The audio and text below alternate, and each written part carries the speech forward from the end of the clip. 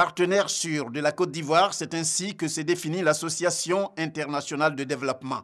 Pour sa contribution au financement du projet de renforcement de l'alimentation en eau potable en milieu urbain, l'accord de prêt conclu récemment avec le gouvernement ivoirien en est un signal fort. Cet accord, d'un montant de plus de 29 milliards de francs CFA, a été au cours du Conseil des ministres ce mercredi l'objet d'un projet de décret pour sa ratification. Ce projet a pour objectif d'améliorer la qualité de l'eau, d'accroître l'accès aux services d'eau dans les zones urbaines et de renforcer les capacités de l'Office national de l'eau potable de l'ONEP. La mise en œuvre de ce projet concerne principalement 8 centres urbains sélectionnés dans le cadre du processus de planification des investissements du gouvernement. Les localités concernées sont celles de Tiasalé, Ndoussi, Zianouan, Agboville, Korogo, Ferkessédougou, Bingerville et Béomi, pour une population de 512 000 habitants. La question de l'emploi des jeunes, le gouvernement ne se lasse pas de s'en préoccuper. Le Conseil, en abordant le sujet, a évoqué la poursuite des formations complémentaires qualifiantes, en abrégé FCQ, pour permettre à des jeunes d'études supérieures surtout d'avoir du travail.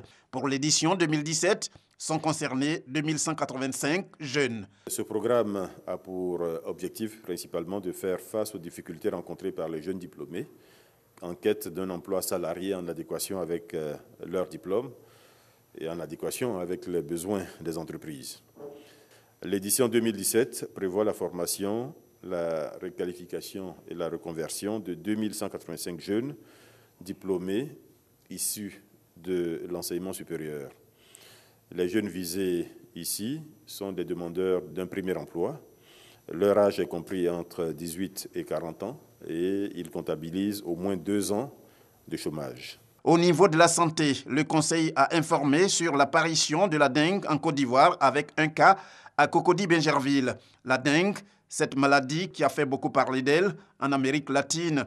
Toutefois, le gouvernement rassure et promet de prendre des mesures de prévention pour éviter sa propagation sur le sol ivoirien. Un cas de dengue de type 3, qui est une forme relativement grave de cette maladie virale, aiguë, transmise à l'homme par la piqûre de moustiques infectés, a été confirmé le 28 avril 2017 par l'Institut Pasteur de Côte d'Ivoire.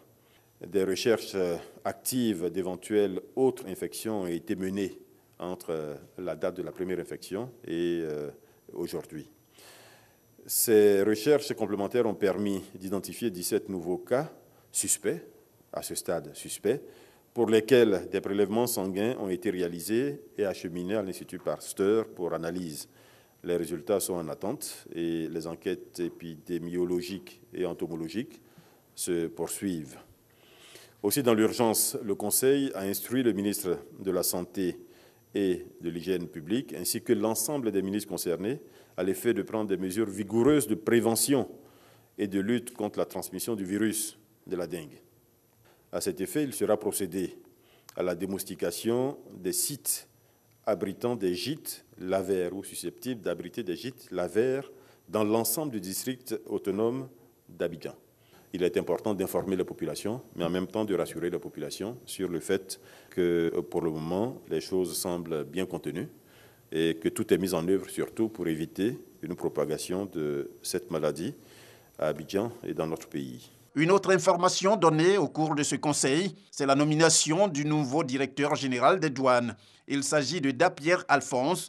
Le nouveau DG des douanes n'est pas un inconnu. Il a été l'adjoint de son prédécesseur pendant plusieurs années.